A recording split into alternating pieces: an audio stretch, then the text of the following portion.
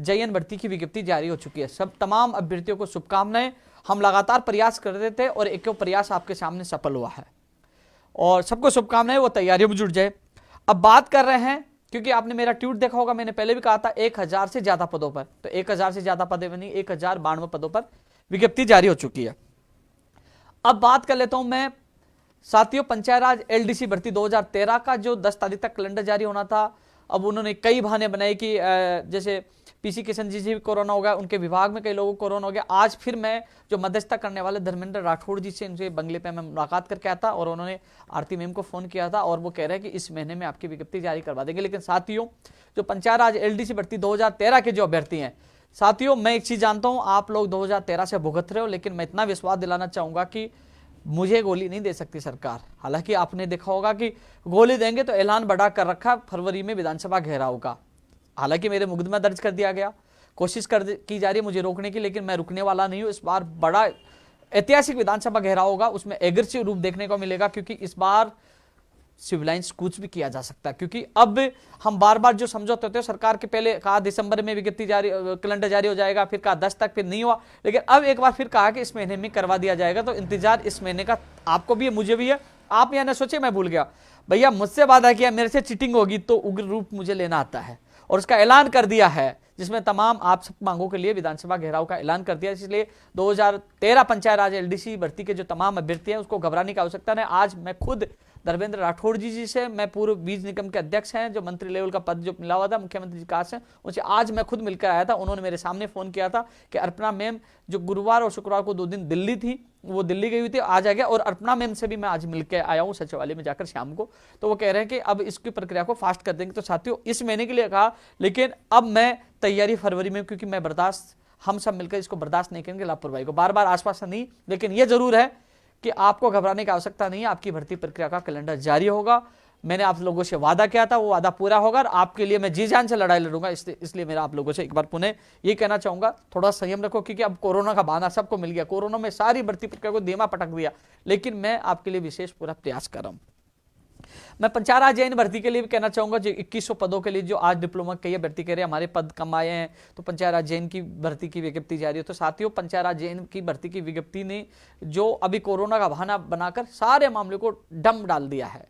यानी कि आपने प्रयास किया, जिसके बदौलत 2100 पदों पर आपकी पदों की पर भर्ती निकालने की सरकार की मंशा, और फाइल चली और उसको स्वीकृति मिल जाएगी, वो चिंता करने की आवश्यकता नहीं। लेकिन किन्हीं कारणों से मैं लाइव में नहीं बताऊंगा, कल इनके अभ्यर्थी मुझसे 12 बजे ऑफिस में मिलने आ रहे हैं कि कुछ लोग इस भर्ती प्रक्रिया को रोकने में लगे हैं। हालांकि आपको पता है कि सुप्रीम कोर्ट में जो SLP लगी हुई है 1998 के नियमों के अध्याधीन, यानी कि SLP के अध्याधीन इस भर्ती प्रक्रिया को पूरा किया जाएगा।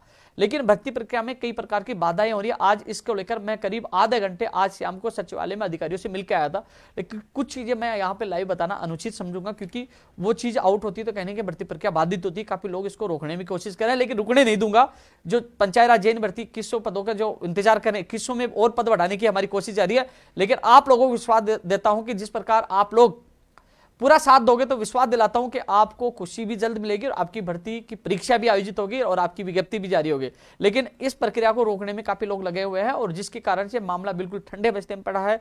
लेकिन अब आपकी साथ बैठकर कल 12 बजे रणनीति बनाऊंगा कि कब कैसे हम लोग प्रयास करें, और जितना अपन प्रयास करेंगे जितनी जल्दी आपकी विज्ञप्ति जारी होगी। और अभी एक पेज फंसा हुआ है, उस पेज को सुलझाने की कोशिश आपके सहयोग से मैं करूंगा कल 12 बजे बैठकर। इसके लिए विशेष रणनीति पंचायत राज JN भर्ती के लिए बनाएंगे। 2008 के बाद यह भर्ती आ रही है 1998 के नियम के तहत, और सुप्रीम कोर्ट में SLP लगी है, उसके अध्याधीन इसकी विज्ञप्ति जारी होगी। लेकिन इसमें कुछ पेज अटका हुआ है जो कल अपन चर्चा करेंगे। लेकिन ये पंचायत राज JN भर्ती का अभ्यर्थियों को कहना चाहूंगा, जैसे अभी 1098 में पहले JN की भर्ती आई थी, आपने देखा होगा, जो आपने मेरे साथ संघर्ष में साथ थे, वो भर्ती आई, वो भर्ती पूरी हो चुकी है और अब 1092 पदों पर आई है। ये भी आपके सहयोग से, यानी कि हमारा संघर्ष लगातार कामयाब हो रहा है। और विश्वास दिलाना चाहूंगा कि आपकी विज्ञप्ति भी जारी होगी और आपको भी न्याय मिलेगा। इसलिए कल 12 बजे जो आपकी टीम आएगी उससे मिलकर मैं आगे की रणनीति तैयार करूंगा।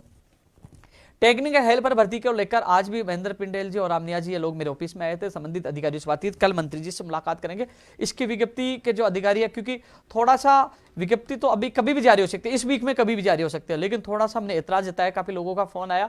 हालांकि 2 पेपर कर रहे हैं क्योंकि पारदर्शिता हो कि एक पेपर में जिस प्रकार लीक को लेकर कई लोग सवाल उठते हैं, लेकिन जो टेक्निकल जो विषय का मामला है, जो टेक्निकल जो पढ़ रहे हैं कई सालों से उनको नुकसान है, तो इस संबंध में हमने आपत्ति दर्ज करा दी है और कल मंत्री जी से हमारी मुलाकात हो सकती है, अधिकारियों से हम मिल रहे हैं तो कोई रास्ता निकाल रहे हैं, लेकिन विज्ञप्ति भी जल्द जारी होगी। लेकिन पहले जो समस्या आई है इस समस्या का समाधान के लिए मैं पूरी कोशिश कर रहा हूं। कल सुबह हम मंत्री जी से मुलाकात करेंगे। अधिकारियों से आज फोन पे बात हुई थी कि वो मुलाकात नहीं करे कोरोना में, लेकिन कल मंत्री से मुलाकात करके अधिकारियों तक बात पूछाएंगे। सीएमओ में भी अधिकारियों से बात करके जो टेक्निकल भर्ती की कई महीनों से कई सालों से जो तैयारी कर रहे थे टेक्निकल जो पार्ट का, उनको नुकसान नहीं है, तो इसका कोई ना कोई अच्छा रास्ता निकाला जाएगा। लेकिन इसकी विज्ञप्ति भी, जैसे आज जैन भर्ती की विज्ञप्ति जारी हुई है, अब आपकी विज्ञप्ति का नंबर है, फिर कंप्यूटर अनुदेशक भर्ती की विज्ञप्ति का नंबर है।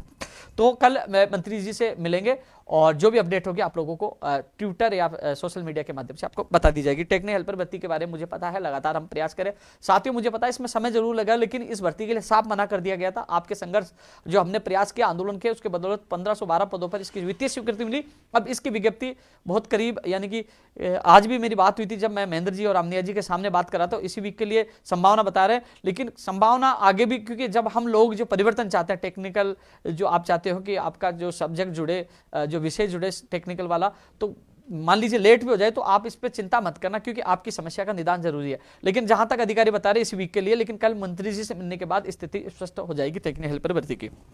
अब मैं कंप्यूटर अनुदेशक भर्ती की बात करूंगा। आज मैं शिक्षा विभाग में गया था, जो संबंधित इसका जो वर्गीकरण जो देख रहे थे, उन्होंने कहा कि हम वर्गीकरण भेज दिया है और अधीनस्थ बोर्ड पहुंच गया। फिर मैंने ट्वीट भी किया कि मैं अच्छी बात है, और उन्होंने ये कहा कि वो उच्च स्तर पर तैयारी हो रही है, 1-2 दिन में कभी भी इसकी विज्ञप्ति जारी हो सकती है। लेकिन अभी शाम को थोड़ी देर पहले बोर्ड के किसी व्यक्ति से मैंने मुलाकात की, तो उन्होंने बताया अभी तक इसकी पदों का वर्गीकरण नहीं आया, अभी बीकानेर से आना बाकी है। निदेशक मोदी जी को मैंने कॉल भी लगाया था, फोन अटेंड नहीं किया। कल मैं निदेशक मोदी जी से बात करके इसका वर्गीकरण जल्द से जल्द अधीनस्थ बोर्ड भिजवाने के लिए पूरे प्रयास करूंगा, कल बात करूंगा। और अधीनस्थ बोर्ड जैसे ही आएगा तो उसके बाद 5-7 दिन से ज्यादा समय नहीं लगेगा, क्योंकि वो उसको चेक करेंगे कि वर्गीकरण सही आया गलत है। सही आते ही तो फिर जो आपके आवेदन प्रक्रिया की तिथि वो उसमें थोड़ा बहुत, क्योंकि पहली बार नियम बने तो वो चेक करने में 2-4 दिन अधीनस्थ बोर्ड को लग सकता है। तो ऐसे साथियों जैसे होगी अपडेट आपको मैं बता दूंगा। लेकिन मैं आप लोगों से, मुझे खेद भी है, पहली बार मुझे लगा, लेकिन देखो उन जो शिक्षा विभाग में जब मिला तो उन्होंने मुझे खुद ने कहा कि भैया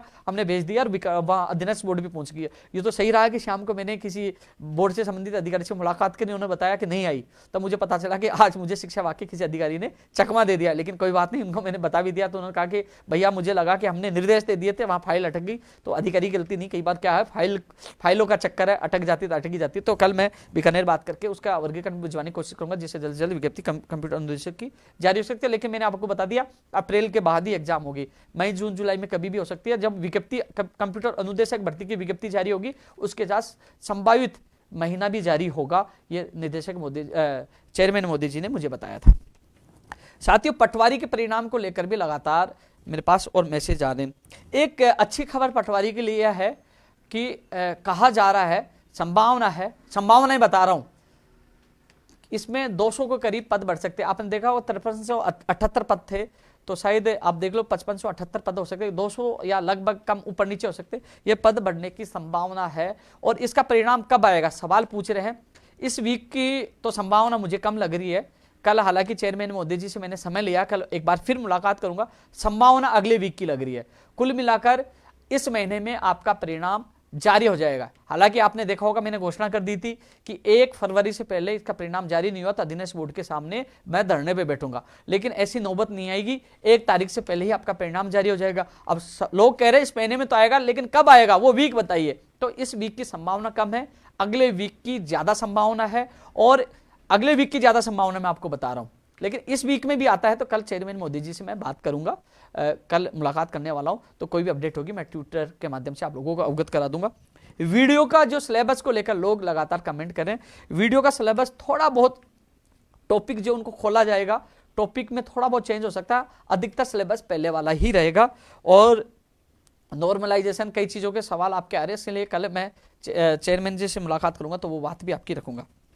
जैन डिग्री का परिणाम कब आएगा, इसके लिए सवाल आ रहा है। जैन डिग्री का परिणाम साथियों, जैन डिग्री में जो ईडब्ल्यूएस जो प्रमाण पत्र वाली समस्या आ रही है, इस समस्या का हल यदि हो जाता है तो इसी महीने में, यदि 5-7 दिन में हो जाता है, इस वीक में हो जाता है, अगले वीक में हो जाता है, तो इसी महीने में परिणाम आ सकता है। यदि ईडब्ल्यूएस की वजह से समय लगा तो परिणाम नहीं आएगा, फिर अगले महीने में ही आएगा।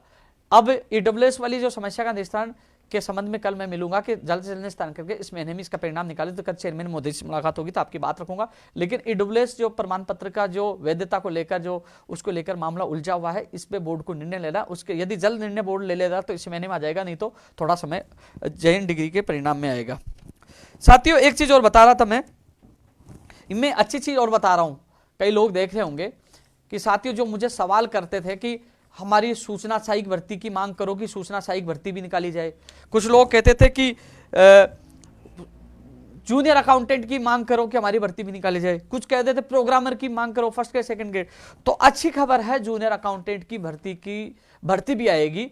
वो पदों की संख्या 3000 भी हो सकती है, 2000 भी हो सकती है, 4000 भी हो सकती है, लेकिन 2000 प्लस पदों पर। क्योंकि मैं 2000 प्लस इसलिए बता रहा हूं, कई लोगों ने मुझे 3000 प्लस भी बताए हैं। तो 2-3000 प्लस पदों पर जूनियर अकाउंटेंट भर्ती की विज्ञप्ति जारी होगी। थोड़ा सा इसमें समय लगेगा, कोरोना काल में सारा मामला अटका पड़ा है, लेकिन जो जूनियर अकाउंटेंट भर्ती का जो इंतजार कर रहे थे, अधीनस्थ बोर्ड ही इस बार एग्जाम कराने की संभावना बता रहे हैं। अभी जो जहां तक मेरे अधिकारियों से बात, क्योंकि मैं लगातार मांग कर रहा था, मैंने कहा साहब बता तो दीजिए जिसे अभ्यर्थी तैयारी कर सके, भर्ती आएगी कि नहीं आएगी, लगभग पद बता दीजिए। तो उन्होंने 2-3 हजार प्लस बताए। तो ये जूनियर अकाउंटेंट भी आएगी। वहीं सूचना सहायक भी 4 से 5000 पदों पर। मैं जो ये आंकड़े संभावित बता रहा हूं, 4000 से ऊपर भी 55, 45, 46 तक हो सकते हैं, या 5000 प्लस भी हो सकते हैं। तो 4-5000 पदों पर सूचना सहायक भर्ती भी आएगी, लेकिन इसमें थोड़ा समय लगेगा, इसकी भी संभावना मुझे अधिकारियों ने बताई है। तो सूचना सहायक और जूनियर अकाउंटेंट के अभ्यर्थी तैयारी करें। प्रोग्रामर भी 1000 से ज्यादा लगभग हो सकते हैं, करीब कम भी हो सकते हैं, ज्यादा भी हो सकते हैं। तो प्रोग्रामर की भर्ती के पद, लेकिन इसमें विज्ञप्ति जारी होने में मार्च अप्रैल भी हो सकती है, लेकिन भर्ती जरूर आएगी। साथियों फर्स्ट ग्रेड सेकंड ग्रेड को लेकर असमंजस की स्थिति है। तो फर्स्ट ग्रेड और सेकंड ग्रेड के लिए भी आपको बता दूं, जहां तक मेरा अनुमान है, 1-2 अधिकारियों से मैंने बात की थी, लेकिन मैं स्थिति स्पष्ट जब कंफर्म जब हो जाएगी आरपीएससी और शिक्षा विभाग के अधिकारियों से, तब मैं स्थिति स्पष्ट बता पाऊंगा। लेकिन जहां तक अभी तक जो अंदरूनी जो संकेत मिले हैं कि फर्स्ट ग्रेड की विज्ञप्ति पहले आ सकती है, फर्स्ट ग्रेड की एग्जाम पहले हो सकती है, यह संभावना बताई जा रही है। मैं कंफर्म नहीं बता रहा हूं, केवल संभावना बता रहा हूं। कंफर्म होते ही मैं ट्वीट कर दूंगा, क्योंकि मैं क्रॉस चेक करूंगा शिक्षा विभाग और आरपीएससी के अधिकारियों से बात करके स्थिति स्पष्ट मैं आपको कर दूंगा। लेकिन संभावना जहां तक मुझे 2-3 जगह बात की, तो उन्होंने कहा कि फर्स्ट ग्रेड की पहले, तो फर्स्ट ग्रेड की विज्ञप्ति और परीक्षा पहले हो सकती है, संभावना ये बताई जा रही है, और सेकंड ग्रेड की बाद में। लेकिन इनकी विज्ञप्ति जल्द से जल्द जारी हो और इसकी परीक्षा तिथि का कैलेंडर जारी हो, इसके लिए भी मैं जल्द से जल्द प्रयास कर रहा हूं, और जो स्थिति होगी मैं स्पष्ट आप लोगों को कर दूंगा। वहीं प्रयोगशाला सहायक 461 की जो अभ्यर्थना आनी बाकी है, उसके लिए कल निदेशक महोदय जी से बात करूंगा, तो इसकी भी विज्ञप्ति जल्द जारी होगी प्रयोगशाला सहायक माध्यमिक शिक्षा बोर्ड की 461 पदों पर। साथियों इसके अलावा मैं एक जो चीजें बता रहा हूं आप लोग बताते रहना, क्योंकि लोगों तक पता चले। प्रयोगशाला सहायक कॉलेज शिक्षा में भी लोग मांग कर रहे थे, 480 कई पदों पर कॉलेज शिक्षा में भी इसकी विज्ञप्ति जारी होगी। देखो साथियों, प्रयोगशाला सहायक जो विधि विज्ञान पता नहीं क्या 4-5 चीजें बता रहे थे प्रयोगशाला सहायक की, जो एक साथ उनका 1000 से ज्यादा पदों पर जो प्रयोगशाला सहायक अलग अलग, जैसे कृषि में भी बता रहे हैं, तो अलग अलग 1000 से ज्यादा पदों पर प्रयोगशाला सहायक ये विज्ञप्ति भी जारी होगी। और एक चीज और बता रहे हैं, संस्कृत विभाग में अभी जो पीटीआई के करीब 60 पद बता रहे हैं संस्कृत विभाग में, और लाइब्रेरियन के 31 पद है। अभी तक पदों की संख्या बढ़ाने की हम कोशिश कर रहे हैं। संस्कृत विभाग में भी इनकी अभ्यर्थना अधीनस्थ बोर्ड पहुंची है, इसकी भी विज्ञप्ति जारी करने की कोशिश कर रहे हैं। वहीं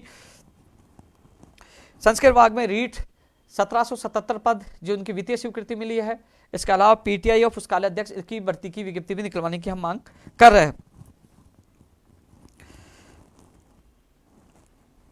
मैं नर्सिंग भर्ती 2013 के संबंध में बात करूंगा, रीट 50,000 के संबंध में बात करूंगा, क्योंकि रीट 50,000 के काफी कमेंट आ रहे हैं। लेकिन मैं इसलिए बोल रहा हूं कि एक बार ये सारी चीजें बोल दूं, उसके बाद कम से कम फिर आपसे मैं विस्तारपूर्वक चर्चा करना चाहूंगा। कल चेयरमैन साहब से मुलाकात करूंगा मैं। इसके अलावा साथियों, एक जो ओमार सीट वाला जो 5वां विकल्प दिया, कई लोग खाली छोड़ के आते हैं सेटिंग के चक्कर में कि हम बाहर से गोले करवा लेंगे, भरवा लेंगे। इस संबंध में हरियाणा ने जो 5वां विकल्प वाला रखा है कि यह विकल्प भरना अनिवार्य होगा, नहीं भरेगा तो माइनस मार्किंग होगी। तो साथ ही ये चीज एक दिन मैंने भी ट्वीट के माध्यम से आवाज उठाई थी, किसी साथी ने मुझे सुझाव दिया था, अच्छा सुझाव है। कल चेयरमैन मोदी जी के सामने ये बात रखूंगा और आरपीएससी और सरकार के सामने रखूंगा कि राजस्थान में भी ऐसा लागू किया जाए। नेत्र सहायक फार्मासिस्ट रेडियोग्राफर, लेफ्टिनेंट तंत्रिका, चिकित्सा विभाग की भर्तियों के लिए भी प्रयास जारी है। साथियों, सारी भर्ती प्रक्रिया जो ये होने वाली थी, केवल कोरोना का बहाना बनाकर सारे मामलों को ठंडे बस्ते में डाल रखा है। लेकिन जैसे स्थिति स्पष्ट होगी, मुझे लग रहा है कि जो विधानसभा घेराव का जो हमने ऐलान किया है, क्योंकि कोरोना का जो प्रकोप धीरे धीरे अब कम होता जाएगा, लगता है कि जो अनुमानित जो अखबारों में सब जगह हम देख रहे हैं कि कह रहे हैं कि 15 फरवरी तक इनका पीक पे आ जाएगा, तो शायद विधानसभा 20 फरवरी के बाद चलेगी, बजट का सत्र रहेगा, तो उस समय हम सब मिलकर तमाम नई भर्तियों के लिए, बजट में नई भर्ती घोषणाओं के लिए, गैर जमानती कानून, बाहरी राज्य कोटा, तमाम मांगों को लेकर विधानसभा घेराव करेंगे, जिसे रीट में पद बढ़ाने की मांग भी प्रमुख तौर पर होगी। भाई कई बार किसी की मांग भूल जाता हूँ, लोग गाड़ियां और देते हैं। भैया मैं आप लोगों के लिए भागता हूँ, आप लोगों, क्योंकि ये सारी चीजें मैं अधिकारियों से खुद मिलता हूँ और खुद मिलकर आप लोगों तक पहुंचाने की कोशिश करता हूं, जिससे आप लोगों तक बात पूछे। कनिष्ठ अनुदेशक में नियम संशोधन की अधिसूचना जारी होगी। 600 निवासी स्कूल व्याख्याता भर्ती वाला मामला संज्ञान है। विशेष शिक्षक पद, क्योंकि यदि 50,000 की जो हम मांग करें, 50 नहीं 45,000 कर दो, तो 45,000 की यदि मांग पूरी होगी तो विशेष शिक्षक के पद बढ़ेंगे। ग्राम सेवक वाला मैं कल बता दूंगा। पशुधन सहायक और जलधारी, पशुधन सहायक में जो आरक्षण की वजह से मामला अब निदेशालय में पड़ा है। जलधारी में पद योग्यता के जो बदलाव वो डीओपी में फाइल किए, तो दोनों में समय लग रहा है। वनपाल वन रक्षक के जो मामले में है, इसके अभी कैलेंडर में जारी हो, परीक्षा तिथि के लिए प्रयास करेंगे।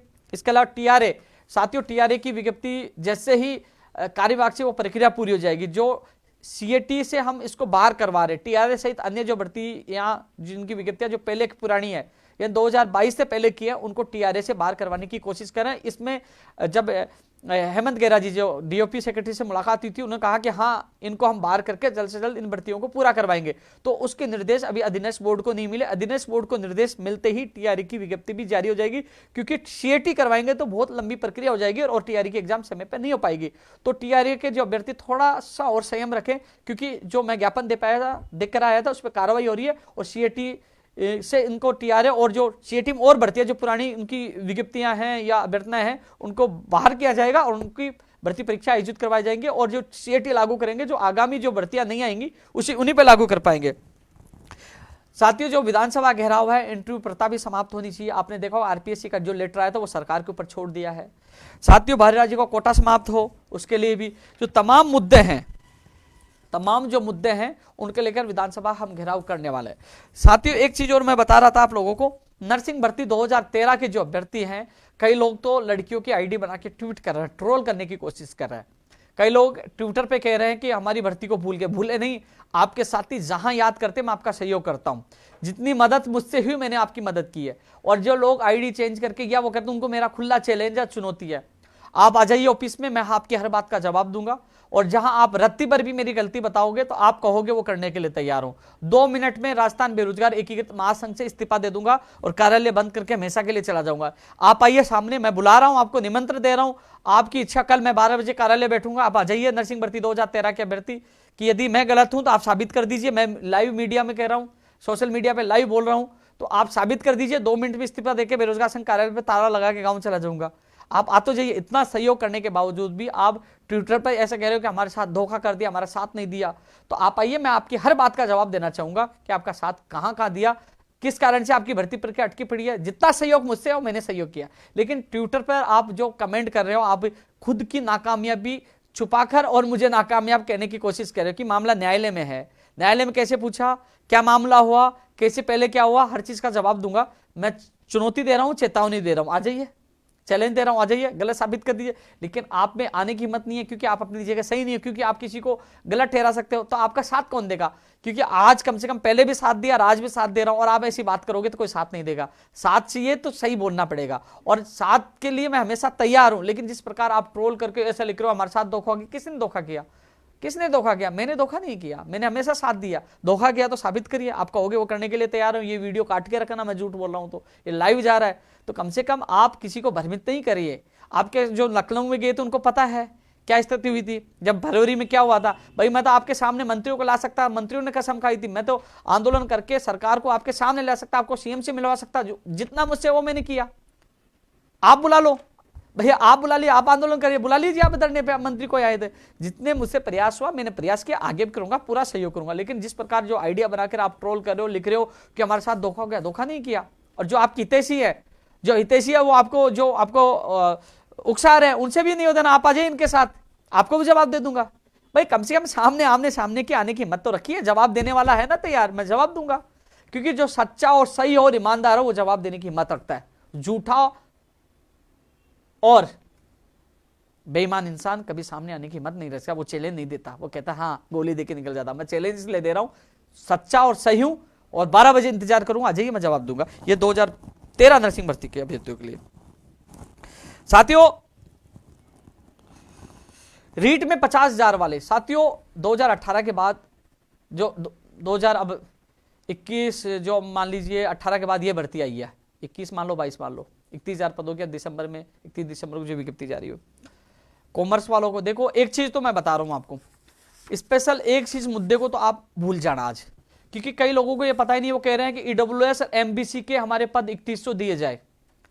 ये मांग आप गलत कर रहे हो और इस मांग की वजह से आपका पद बढ़ाने का जो मुद्दा है ना भटक जाओगे।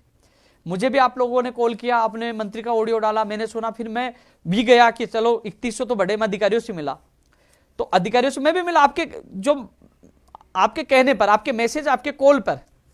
जब अधिकारियों ने कहा कि उपेंद्र यादव जी आप जो मांग करे हो गलत कर, मैंने कहा कैसा समझाई, तो उन्होंने बताया कि जिस समय ईडब्ल्यूएस एमबीसी दिया गया था तो सर्कुलर जो कार्यवाही का जारी हुआ था उसमें यह कहा गया था कि जो प्रक्रियाधीन भर्ती जिनकी विज्ञप्ति जारी होगी, जिनके एग्जाम नहीं है, उसमें अतिरिक्त जो ये एमबीसी और ईडब्ल्यूएस दिया जाएगा। तो रीट की विज्ञप्ति 31,000 पदों की तो आपकी 31 दिसंबर को जारी हुई है। उस समय केवल पात्रता परीक्षा की घोषणा हुई थी। रीट पात्रता परीक्षा अजमेर करवाता है, वो पात्रता परीक्षा थी।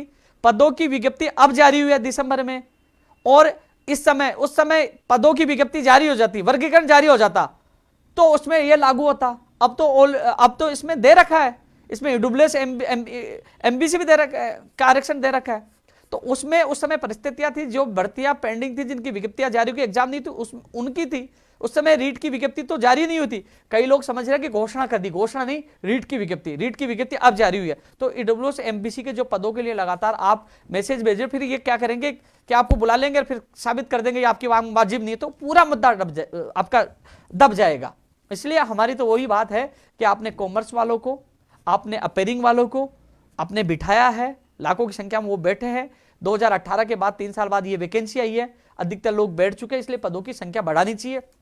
बजालाल पकड़ा नहीं गया, पेपर लीक हुआ है, तो इसलिए पदों की संख्या कम से कम 50 नहीं तो 45,000 कर देनी चाहिए। इसी मुद्दे पर अपन को लड़ाई लड़नी है, यह मुद्दा रखो। क्योंकि मैं कई लोगों को फोन पे समझाया, मैं भी आपकी बात सुनकर चला गया कि चल 3100 पदों की बात तो अपन लड़ेंगे, ये तो वाजिब है। बाद में उन्होंने तथ्यात्मक मुझे समझाया, तो वास्तव में वो मांग अपनी वाजिब नहीं थी। आप लोगों को बता रहा हूं, इसलिए अपनी मांग ये होनी चाहिए, हाँ हमारी 50,000 करो, 50,000 करेंगे तो कम से कम 45 कर देंगे। तो उसके लिए साथियों जो विधानसभा घेराव जो हम कर रहे हैं, जो भर्ती परीक्षा, जो आपने देखा होगा कि जो गैर जमानती कानून के लिए लड़ाई, पहले सबसे पहले इसी लाइव के माध्यम से सबसे पहले भर्ती परीक्षाओं में गैर जमानती कानून लाने की मांग उपेंद्र यादव ने की थी। सब लोगों ने लाइव देखा होगा, मैंने ट्विटर पर सब जगह डाला था, और 4 अक्टूबर को मुख्यमंत्री जी को अवगत मैंने करवाया था। और इसमें संपत्ति जब्त करने का प्रावधान रखा जाए, क्योंकि इन्होंने गैर जमानती कानून लाने की घोषणा तो 17 अक्टूबर को कर दी जब मैं आईसीयू में एडमिट था। हमारी मांग मान ली, आपने देखा महेश जोशी जी ने भी पढ़ के बताया कि हमने ये मांग इनकी मान ली है बेरोजगारों की, लेकिन उसको धरातल पे लागू नहीं किया। उसका अध्यादेश जो फरवरी जो प्रस्तावित है विधानसभा सत्र, तो उसमें उसका अध्यादेश लाया जाए, उसमें संशोधन होना चाहिए। और अभी कुछ दिन पहले सीएमओ में जाकर मैंने अवगत भी करवा दिया है कि इसमें जो अपराधी पकड़े जाते हैं उनकी संपत्ति जब्त करो। अरे ऐसे ऐसे लोग हैं, माफिया है, अरबों रुपए की उनकी संपत्ति, उनको जब्त करोगे तो 1-2 भर्तियां तो वैसे ही हो जाएंगी। अरे आर्थिक बल मिलेगा सरकार को, तो संपत्ति जब्त करने में क्या दिक्कत है? इसमें संशोधन करवाना चाह रहा हूं मैं, इसलिए विधानसभा घेराव का ऐलान किया है। ऐसा नहीं है कि गैर जमानती कानून लाने की घोषणा तो सरकार ने पहले संघर्ष को बदौलत, हमारे संघर्ष के बदौलत हमने करवा दिया था। अब उसका अध्यादेश में यह संशोधन होना चाहिए, संपत्ति जब्त करने का कानून, संपत्ति जब्त होनी चाहिए। और जो उनकी सजा जो 7 साल की सरकार रखी है, 10 से 15, 20 साल या फिर उम्र कैद की करो, वो सजा की अवधि बढ़ाई जाए। ये 2 चीज संशोधन मैं चाहता हूं, इसलिए विधानसभा घेराव करना चाह रहा हूं। मुझे यह कहा गया आप घेराव क्यों कर रहे हो, हम तो अध्यादेश ले आएंगे, ये सत्र आएगा। तो मुझे पता है जो विधानसभा सत्र है उसमें अध्यादेश आ जाएगा, लेकिन मैं और मेरे प्रदेश के बेरोजगार उसमें संशोधन चाहते हैं।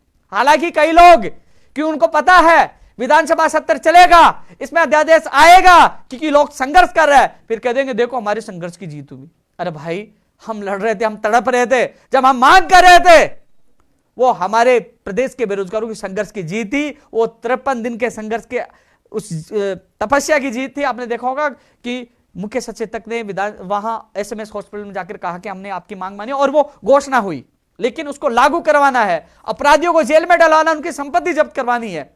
इसमें फर्जी डिग्री, डिप्लोमा, दिव्यांग सर्टिफिकेट को भी हमने शामिल करवाया, हमारी मांग पर सहमति बनी थी, लेकिन लिखित में आदेश आएगा तब हमें विश्वास होगा कि हमारी मांग सरकार ने मान ली। तो वो अध्यादेश जारी हो और ये संशोधन किया जाए, ये मांग करे।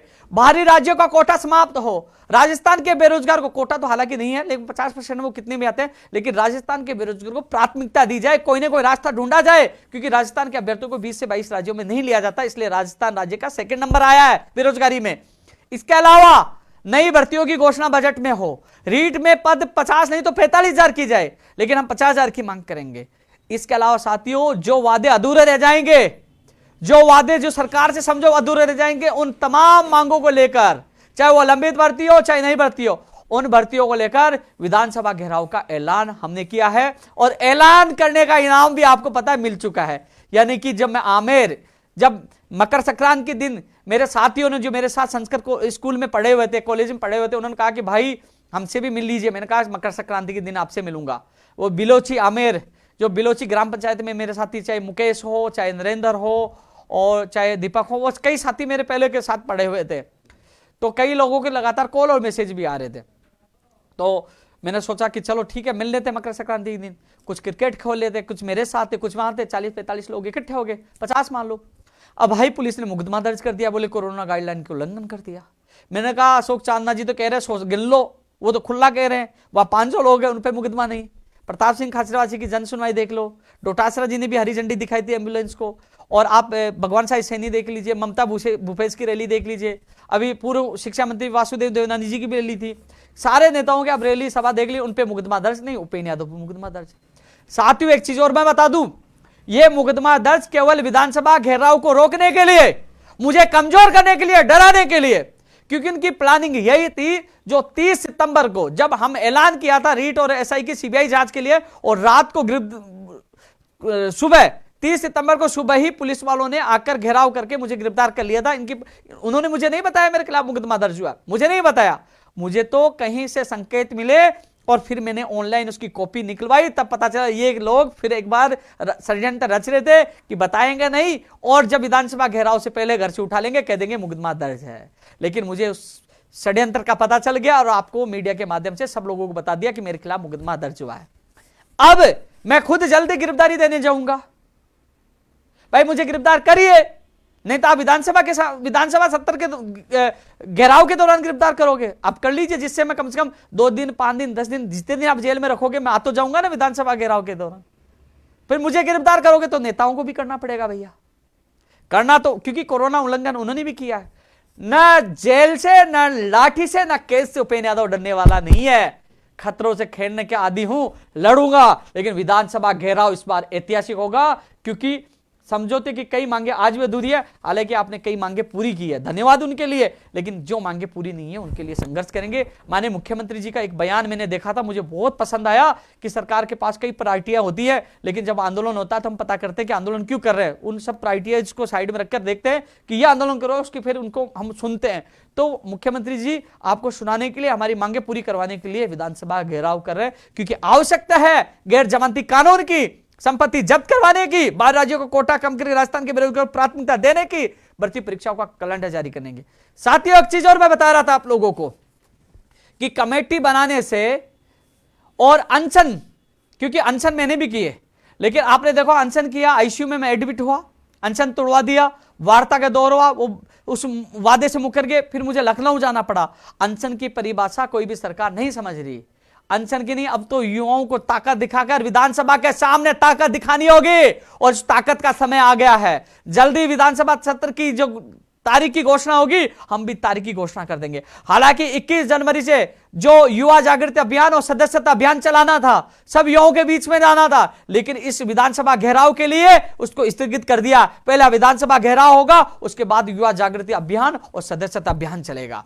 हालांकि सोशल मीडिया पर वो राजनीति आकाओं के वो चेले और वो लोग जिनकी दुकानें युवाओं के नाम पर जो राजनीति कर दी थी उनकी बंद हम लोगों ने कर दिया था, वो लोग सोशल मीडिया पर अब देख नीचे कमेंट बहुत लोग करते हैं, बहुत कुछ बोलते हैं, लेकिन जब राजस्थान का युवाओं का साथ है तो उपेंद्र यादव किसी षड्यंत्र से और किसी की तानाशाही से डरने वाला नहीं है कि आप लोग कितना ही आप अफवाह फैला दीजिए। अभी मुझे थोड़े दिन पहले एक मीडिया के साथी के पास बैठा था, मैं शायद परसों के दिन बैठा था, तो किसी व्यक्ति ने जो आजकल जो कॉपी पेस्ट गैंग पड़ी है, खूब है कॉपी पेस्ट गैंग, वो श्रेय लेने वाले, क्योंकि पता है विधानसभा का ऐलान हमने कर दिया घेराव का, लगातार संघर्ष हम करें, कई मांगे अब होने वाली है, जैसे ये जो गैर जमानती कानून के जो अध्यादेश भी आएगा, तो उनको पता वाई वाई के लिए झूठे ड्रामा हम उनको करना ही पड़ेगा। तो उन लोगों ने क्या किया, 4-5 लोगों को साथ ले लिया और एक मीडिया वाले, भैया आप हमें नहीं दिखाते उपेंद्र यादव, क्यों दिखाते हो, ये देखिए ये भर्ती प्रयोगशाला शाही भर्ती के अभ्यर्थी है, ये प्रयोगशाला शाही भर्ती के अभ्यर्थी है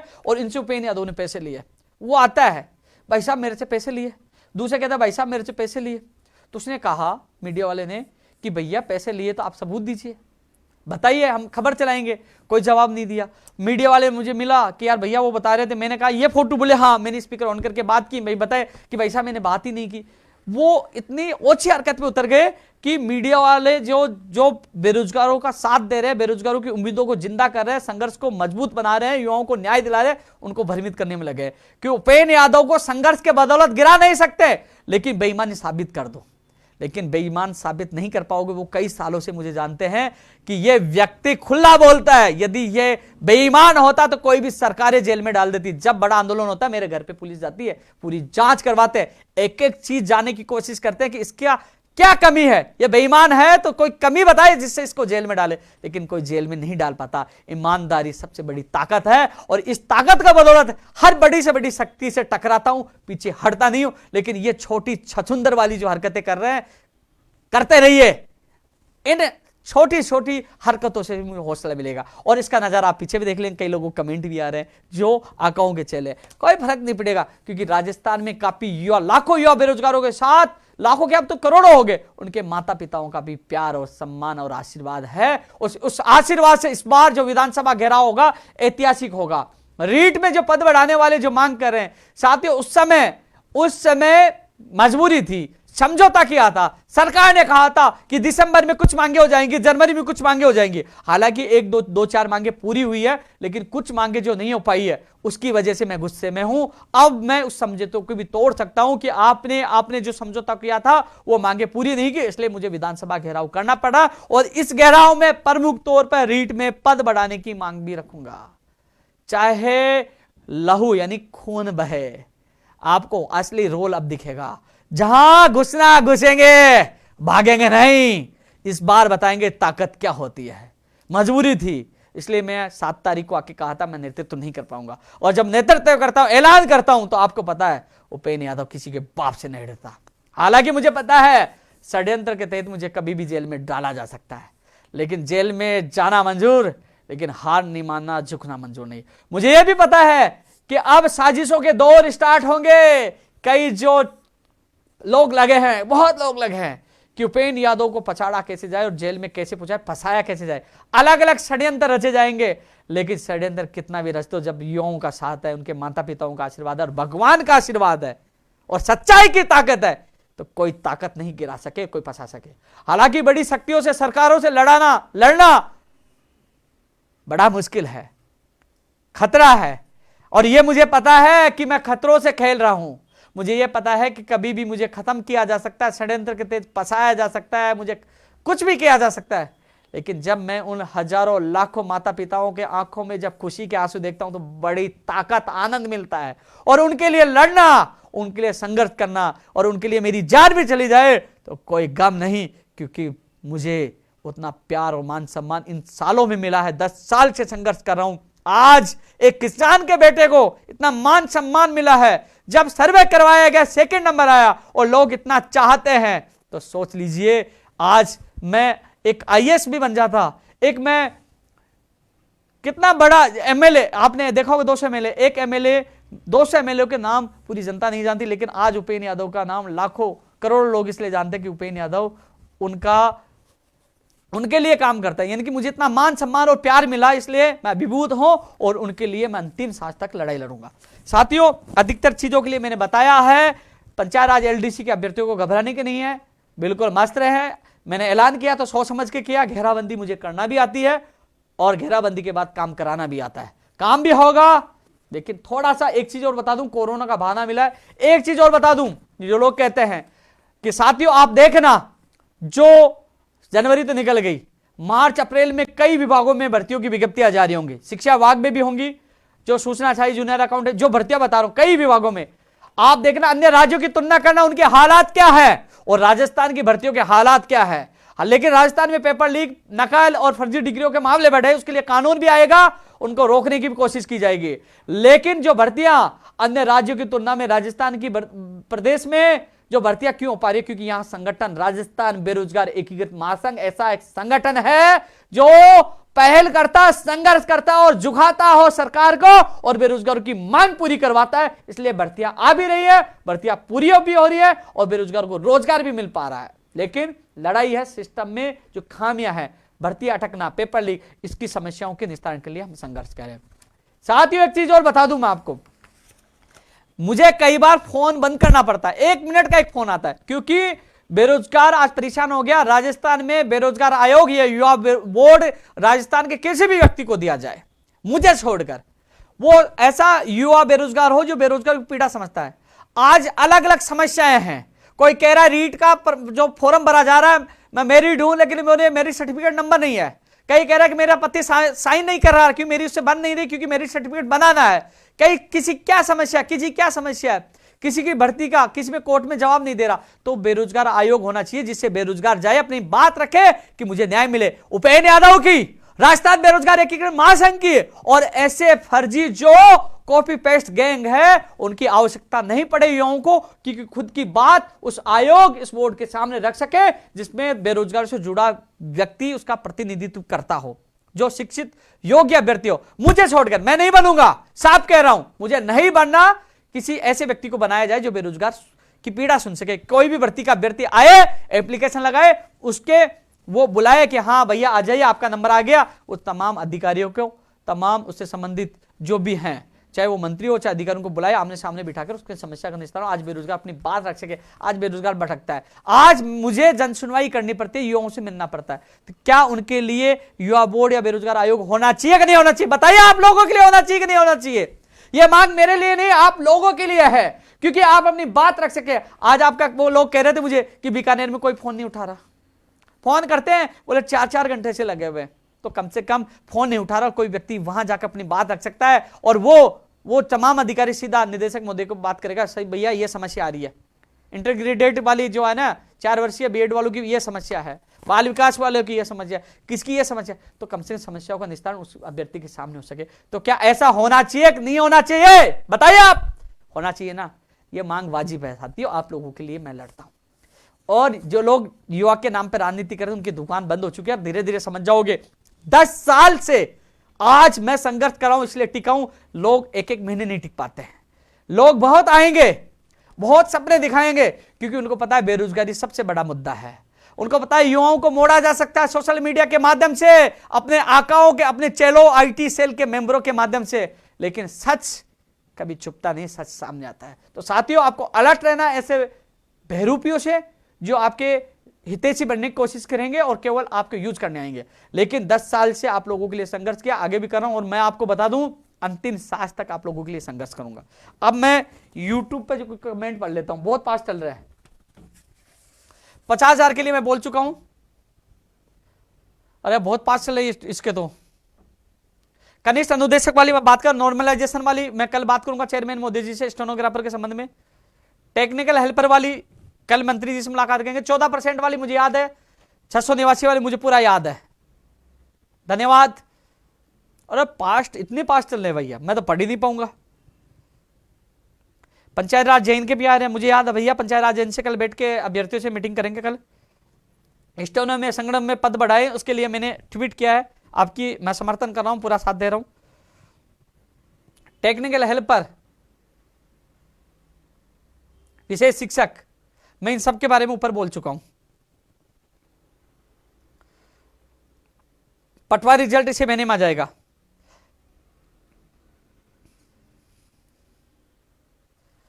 भाई बहुत तेज चल रहा है, धन्यवाद। कई लोग बहुत सपोर्ट कर रहे हैं, आप सबको प्यार के लिए बहुत बहुत धन्यवाद, क्योंकि आप लोगों का प्यार ही बड़ी ताकत है। साथियों मैं कई बार सोचता हूं, कई लोग मुझे मिलते हैं, एक गैंग बन के पूरी कोशिश करती है, लेकिन जहां भगवान हो साथ, जहां आप लोगों का प्यार मान सम्मान साथ हो, तो कोई गिरा नहीं सकता। लेकिन यह जरूर है कि विधानसभा घेराव इस बार ऐतिहासिक होगा, बहुत बड़ा होगा, लखनऊ से बड़ा धमाका होगा, क्योंकि जोश के साथ, पूरी रणनीति के साथ, क्योंकि अब आगे बढ़ने वाले, क्योंकि आपने देखा होगा संघर्ष कभी विफल नहीं जाता।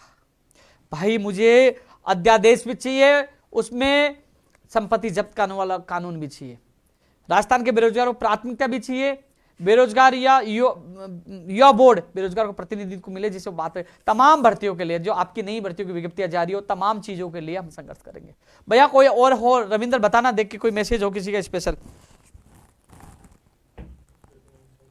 देखो इस लाइव में आज कई नई भर्तियों की मैंने सूचना दी है, कई सूचना सहायक वाले, जूनियर अकाउंटेंट वाले कमेंट कर रहे थे, उनके लिए मैंने बात रखी है, और आपको भी खुशी मिलेगी, बस आएगी, जरूर आएगी, इसी साल आएगी वैकेंसी, चिंता मत करो आप।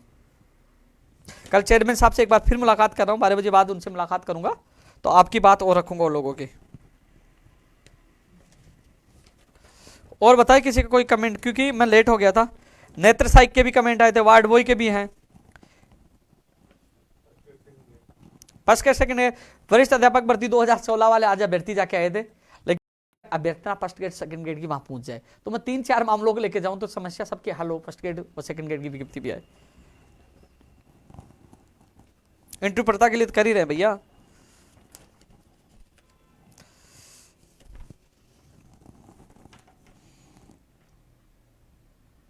रीट 2018 वाला जो मामला है साथियों, जो सुनवाई की तारीख, कई लोगों ने कहा था कि इसको जल्दी सुनवाई कराओ, बेंच लग चुकी है, लेकिन मेरी आपके संदीप ढाका जी से मेरी बात होगी, जो भी बात मैंने बता दी थी, लेकिन साथियों संयम रखे, सच की हमेशा जीत होती है, क्योंकि जब बेंच कैंसिल हो गई, यार आपकी पता नहीं किस्मत कैसे खराब है कि बेंच नहीं बैठी, एजी साहब जोधपुरी मौजूद थे, अब बेंच नहीं बैठी, एक बार सुनवाई की तारीख दे दी, उन्होंने कहा कि समय का अभाव में, तो अब स्थितियां है, लेकिन इस बार जो सुनवाई की उम्मीद करता हूं कि इस बार आप लोगों को राहत मिल जाएगी और भर्ती प्रक्रिया क्या जल्द पूरी हो जाएगी। मैं जितना सहयोग मुझसे होगा, क्योंकि संदीप राखा जी ने मुझे कहा सुनवाई से एक दिन पहले आएंगे, तो मैं उनके साथ जहां ले जाएंगे मैं जाऊंगा, आपके साथ दूंगा पूरा, कि जिससे ये 2018 रीट भर्ती जल्द से जल्द पूरी हो सके। फार्मासिस्ट वाली बहुत ज्यादा परेशान है कि इनकी भर्ती 2018 की अधूरी है, तो जल्द से जल्द फार्मासिस्ट भी पूरी हो। अब साथियों लाइव के साथ मैं इतना ही कहना चाहूंगा कि जल्द ही मैं देखो मैं लाइव फालतू आता नहीं हूँ, लाइव की आवश्यकता तब आता हूँ, और कंप्यूटर अनुदेशक भर्ती और टेक्निकल तमाम भर्तियों का मैं लगभग इसमें जिक्र ले चुका हूँ, नई भर्तियां भी आएंगी, लेकिन मैं इतना कहना चाहूँगा आप लोगों को, विधानसभा घेराव की आप तैयारी करें। रीट में पद बढ़ाने वाले जो अभ्यर्थी हैं, क्योंकि पहले मैं बंधन में था, समझौता हुआ था, लेकिन उस बंधन से क्या है कि सरकार वो वादा पूरा नहीं निभा पाई, तो गलती सरकार ने की, तो अब मैं उग्र भी हो सकता हूँ, गुस्सा भी कर सकता हूँ, घेराव भी कर सकता हूँ।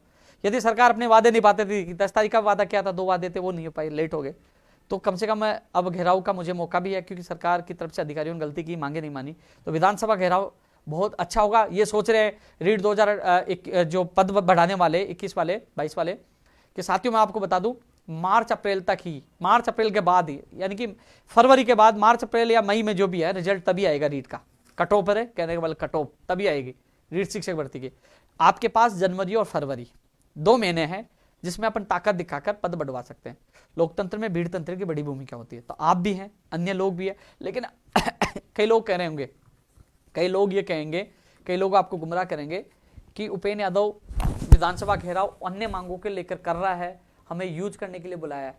यार मैं भीड़ के पीछे नहीं भागता, भीड़ तो आपकी बहुत ज्यादा थी उस दिन 7 तारीख को, 12 तारीख को तो मैं आ सकता था, भीड़ के लिए भागता, तो मैं भीड़ के लिए नहीं भागता, मैं वसूलों जो नियम होते हैं, मैं नियम अनुसार ही, यदि मुझे लगता है कि अब इस पर एक्शन लेना चाहिए, क्योंकि अब मुझे लगा कि हमारी कुछ मांगे नहीं हो पाई, मैंने पूरी चीजें देखी, मुझे उस समय लगा था कि सरकार 10 से 15 हज़ार पद बढ़ा देगी, नहीं बढ़ाई, लेकिन अब स्थिति जो अलग हुई है, मुझे भीड़ की आवश्यकता नहीं है, मैं 300 लोगों में कमाल कर सकता हूं जो लोग 5-5 हज़ार 2-2 हज़ार में नहीं कर पाए, तो भीड़ की बात नहीं है, बात है सही समय सही परिस्थिति के अनुसार निर्णय लेने की। अब मुझे लग रहा है सही समय सही परिस्थिति है, क्योंकि बाहरी राज्यों का कोटा खत्म होगा तो आप लोगों को फायदा होगा, गैर जमानती कानून आएगा तो आपको फायदा होगा। तो तमाम मांगों को लेकर, क्योंकि इस बार आसपास नहीं, इस बार बहुत बड़ा कुछ होगा। शायद इस बार आप लोग देख पाओगे, जो 12 तारीख को इतनी संख्या में आप कुछ नहीं कर पाए थे, इस बार विधानसभा घेराव में हम बहुत बड़ा कुछ कर पाएंगे। लेकिन कई लोग मुझे कहते थे कि उपेंद्र भाई आप साथ दो, उपेंद्र भाई आप साथ दो, हमारी मांग उठाओ। तो मैं इतना कह सकता हूं, चाहे रक्त बह जाए मैं पीछे नहीं हटूंगा, मजबूती से आपकी मांग उठाऊंगा। समय आपके बाद है, तैयारियों में आप जुट जाए। फिर मुझे मत कहना, कई लोग कह रहे उपेंद्र यादव साथ आ जाए और वो कह दे तो हमें विश्वास है पद बढ़ जाएंगे। तो मैंने कह दिया है, मैं जी जान से आप लोगों के लिए मेहनत करूंगा, चाहे पसीना बहे चाहे खून बहे, पीछे नहीं हटूंगा। इस बार बड़ा आंदोलन होगा, बड़ा विधानसभा घेराव होगा, तो तैयारियों में जुट जाए तमाम सब लोग, क्योंकि हम सब मिलकर, जब बूंद बूंद से गड़ा बढ़ता है, जब हम सब मिलकर एक साल लड़ाई लड़ेंगे तो कहने के नतीजा मिलेगा और आप सबके घरों में खुशियां भी आएगी। इतना ही कहना चाहूंगा, तैयारी शुरू कर दो। और सब जगह सोशल मीडिया पे ये होना चाहिए, फरवरी में विधानसभा घेराव। और अब मैं शायद कल दौलतपुरा थाना इंचार्ज से मिलने जा सकता हूं कि मुकदमा दर्ज किया वो वापस हटाया जाए या मुझे गिरफ्तार किया जाए, क्योंकि गिरफ्तार करके अभी गिरफ्तार कर लेंगे तो शायद मैं जनवरी में छूट जाऊंगा, नहीं तो उस समय घेराव के समय गिरफ्तार कर लेंगे तो एक बार फिर हमारे आंदोलन को विफल कर सकते हैं। तो उससे पहले इस मुकदमों को हटाने के लिए या तो कोर्ट का सहारा लूंगा या उनको कहूंगा गिरफ्तार कर लीजिए। गिरफ्तार करने के बाद जमानत तो हो ही जाएगी ना, तो कम से कम इस मुकदमे से, क्योंकि सारे मुकदमे कोर्ट के माध्यम से, पहले मैंने जमानत ली थी तो और मुकदमे मेरे पेंडिंग नहीं है, किसी में जमानत है किसी में कोर्ट के माध्यम से खत्म करवा ली है। ऐसे में एक ही इनके पास जो नया मुकदमा दर्ज हुआ, यही मुकदमा है जो मुझे विधानसभा घेराव से रोक सकता है। तो इस मुकदमे को मैं खत्म करवाने की कोशिश करूंगा। हो सके तो कल मैं दौलतपुरा जा सकता हूं, कहूंगा कि गिरफ्तार कर लीजिए, और मुझे गिरफ्तार किया जाता है तो ऐसे में फिर उन मंत्रियों का क्या होगा जिन्होंने खुलेआम कोरोना गाइडलाइन का उल्लंघन किया। साथ ही मुझे गिरफ्तार कर लिया जाता है तो आप लोग जरूर सोशल मीडिया पे अभियान चलाना कि उपेंद्र यादव को नहीं, मंत्रियों को भी गिरफ्तार करो, उन जनप्रतिनिधि, उन एमएलए, उन नेताओं को गिरफ्तार करो जो कोरोना का उल्लंघन कर चुके हैं। और यदि नहीं करते तो कम से कम मैं वहीं से लाइव करूंगा कि मैं गिरफ्तारी देने आया हूं, उन्होंने गिरफ्तार क्यों नहीं किया, क्योंकि मैं नहीं चाहता कि विधानसभा घेराव में कोई, क्योंकि 30 तारीख को जो बड़ा धोखा हमारे साथ हुआ था कि पहले के मुकदमे में गिरफ्तार करके 30 तारीख को आंदोलन को कुचल दिया गया था। तो फरवरी के आंदोलन को नहीं कुचला जाए, इसलिए मैं कल जा रहा हूं, क्योंकि इस षड्यंत्र से, इन साजिशों से हमें दूर रहना होगा। इस बार इस विधानसभा घेराव को कामयाब बनाना है। ये मेरा नहीं, प्रदेश के लाखों बेरोजगारों को सपनों का ये घेराव है और उस सपनों को घेराव को हमें कामयाब बनाना है, कामयाब बनाना है और इस लड़ाई को जीतना है। साथ ही इतना ही कहना चाहूंगा, तैयारियों में जुट जाओ, उठो जागो, और फरवरी में जो विधानसभा सत्र होगा, क्योंकि यदि कोरोना ज्यादा रहा तो इस विधानसभा सत्र को सरकार फरवरी से मार्च में भी कर सकती है। कुल मिलाकर फरवरी हो चाहे मार्च हो चाहे अप्रैल हो, जब भी विधानसभा सत्र चलेगा तो विधानसभा का घेराव होगा, बड़ी संख्या में होगा। चाहे मुझे जेल में डाले, जेल में डालेंगे तो मैं जाऊंगा, वापस बाहर आऊंगा, फिर लड़ूंगा, लेकिन पीछे नहीं हटूंगा। तो तमाम साथी विधानसभा सत्र में, विधानसभा घेराव की तैयारी में जुट जाए। एक ही नारा होना चाहिए, चलो विधानसभा चलो। एक ही नारा होना चाहिए, चलो विधानसभा चलो। अभी एक कमेंट किसी का नहीं आया, सब वीडियो रीड के आ रहे, अरे कमेंट तो करो कि विधानसभा चलो, किसी का नहीं आ रहा। विधानसभा में चलना जरूरी है।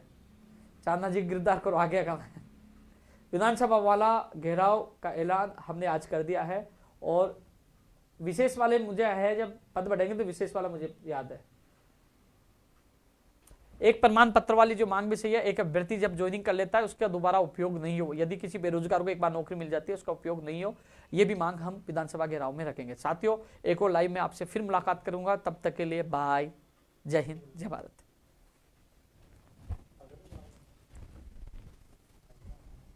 अरे पीटीआई का भी